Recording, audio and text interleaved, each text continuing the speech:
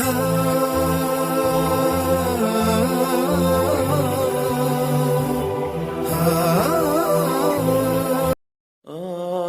علی ابن ابی طالب رضی اللہ تعالیٰ عنہ سے روایت ہے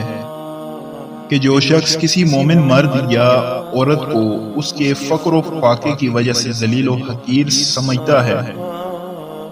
تو اللہ تعالیٰ قیامت کے روز اس کو اولین و آخرین کے مجمع میں رسوا اور ذلیل کریں گے۔ اور جو شخص کسی مسلمان مرد یا عورت پر بہتان باندھتا ہے اور کوئی ایسا عیب اس کی طرف منسوب کرتا ہے جو اس میں نہیں ہے تو اللہ تعالیٰ قیامت کے روز اس کو آگ کے ایک اونچے ٹیلے پر کھڑا کریں گے